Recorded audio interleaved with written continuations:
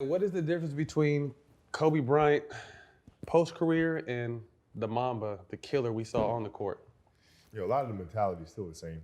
The industry just changes, right? So the same focus, same attention to detail. It's even more so now because, when you play, you got to take time off. You got to let your body heal. You got to do certain things.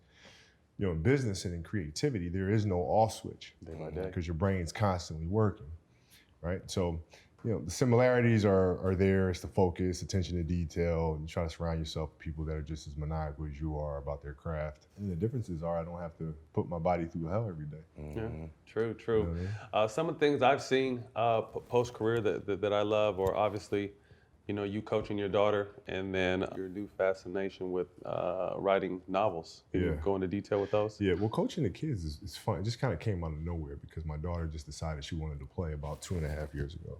And so started coaching her a little bit, and then she made a local all-star team, and that's where we met the rest of the girls that are now on the team. And they all started at the real kind of ground level, but they enjoyed playing so much it just kind of grew into what it is now, and it's been a lot of fun. And then the novel writing really started just with the kids. The kids can't keep reading stories that have no relation to them whatsoever. And I don't mean just from diversity, like a color standpoint, not only just that, but from the fact that they're athletes and there's no story that kind of speaks to athletes.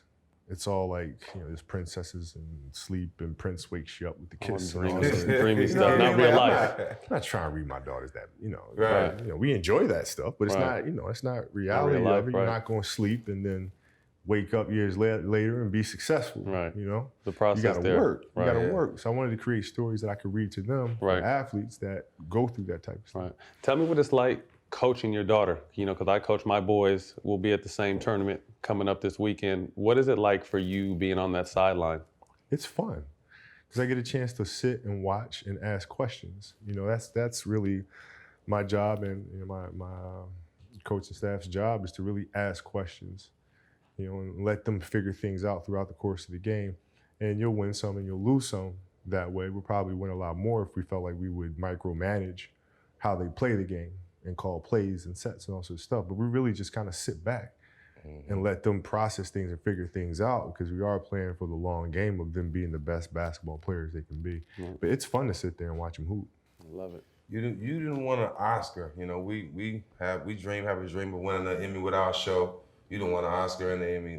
Tell me what did that feel like to be able to say, to win an Oscar? Of course you wanted to be with 6 rings with Mike. Yeah. But you have something that he probably never get. You ain't getting one of these. You know what I'm saying? Can't get one of these. So tell me about that. It's different because in competition, it's a direct competitive thing.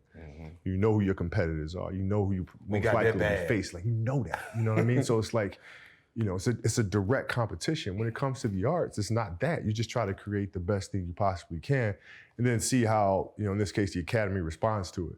So it's very different. Sitting there at Oscar night, there's nothing you can do. There's no need to be nervous. There's no need because things are what they are. It's out of your hands. You did the best job that you could possibly do, and then you go from there.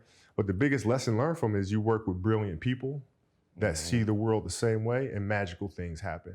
And that's true across industries.